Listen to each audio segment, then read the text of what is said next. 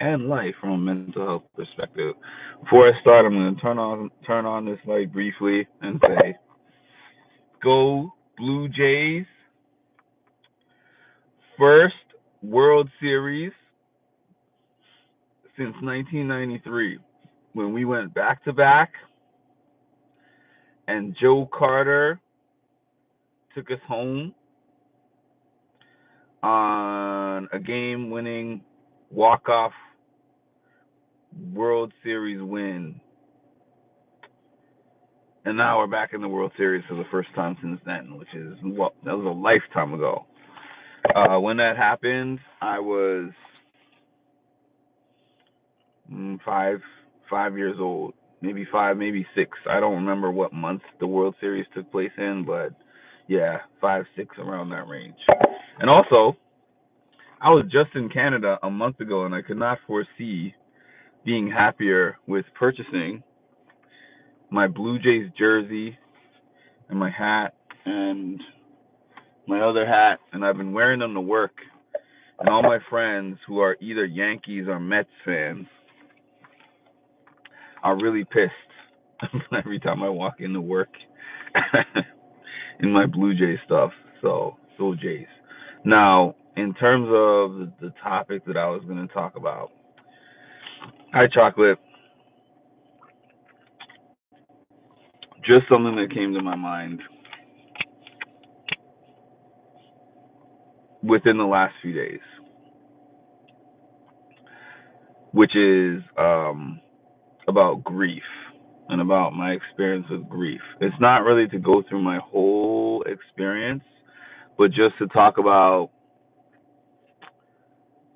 something that I have learned. When you grieve, sometimes you speak to people who have been where you've been before you, and you talk to them and you learn things, and they teach you things. Sometimes people in my life who have not experienced the level of grief that I have experienced come to me and talk to me about things. But there's some people who have lost a parent years and years before I did, and did not have them for much more years than I last had my dad, right? So somebody was talking to me about grief recently and asking me how I've been. And I said that something that has changed in the last couple of years is that my motivation for a lot of things has been a lot less. Because I was always a person who, I didn't just go to work and come home and just kind of do things randomly. I always had a plan. I always had something mapped out. I was always doing something outside of work. And I don't mean doing something as in a hobby or an activity. I mean, I was always doing something like creating something or making a goal and trying to get somewhere. The screen is going to stay dark, and you are actually, I'm sorry, but bye. Because when I'm joking around, I let more of these comments slide through, but not today because I'm not joking around. Okay, so anyways, within the last 2 years, I was telling that person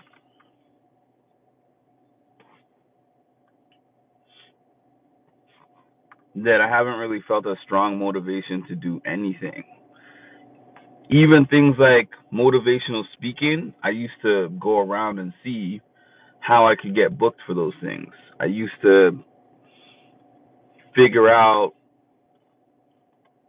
okay, I want to make this video and I want to figure out how to do this thing or do that thing, and I want to do this purposeful project or whatever. Now I've just been kind of floating.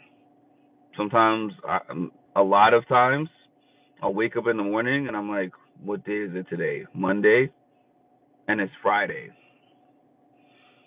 And then I'll be like, I'll be forgetting things. It's just I'm still here, but the motivation hasn't really been there so much. So then, as I was kind of recapping how my life has been to that person over the last 2 years, I was basically saying how I was recounting how in 2023 and a significant portion of 2024, it was hard for me to even get out of bed because I had this really, really deep depression going on. And it was something that I wished I didn't know how it was going to lift. And I work in the mental health field. So that added to things where it was so painful and so difficult for me to actually gather myself, where I felt like I had no energy for even working on myself, but yet I had to find it within me somewhere to get to work and talk to people who felt hopeless and kind of inject hope into their lives when I didn't feel any myself. So I did this, and I'm moving along and I'm moving along and I'm moving along. This year, at some point this year, I feel like the depression kind of slowly started to go away. And I got to a point where I was like, you know what? It doesn't feel so bad anymore. It doesn't feel nearly as difficult as it did before. And I'm doing so much better. But I also don't feel the same kind of motivation and happiness, maybe, as I did before either. And as I was explaining that to that person, they were like, maybe you're just at a point right now where this is where you're at with the grief. The first couple of years was you weathering the storm and just getting through it, getting through the storm, right? And now you're at a point where you got through the storm and the waters are calm, and now you're just coasting a little bit. And this person told me coasting is fine because you're just finding yourself and you're just rediscovering yourself. In one of the many different books and that I read about grief, I remember the book was telling me that grief is not a linear process. And it's not something that is the same for everyone, and the timeline is different, and the way it hits you is different for everyone. My process has definitely been an all over the place process, but now I'm in a pretty good place. I'm not in the place where I'm the most motivated that I've ever been in life, but I'm in a place where I'm now that the depression has been lifted a little bit. I'm starting to get back to the kind of spaces that I was in before I had it. And now I'm at a place where I have grown closer to acceptance of what happened and acceptance of life's processes and thinking about my future. Because I wasn't thinking about the future for a time. I was in this weird place where I'm like, you know what? I don't know who's going to go next. So I had this detachment from everybody. I had this period of time where I was really, really, really super detached from everybody in my life, even the people that I was actually close to. And they don't know this, but I was like, I don't want to feel too attached to anyone because I can sit here and I can feel attached and then they can just not be here. Or I could not be here.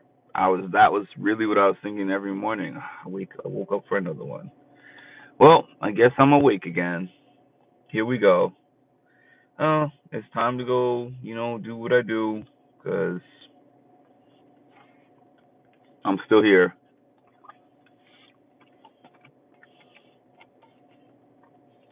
But I'm in a decent place. And I guess the long story short is that the decent place is okay.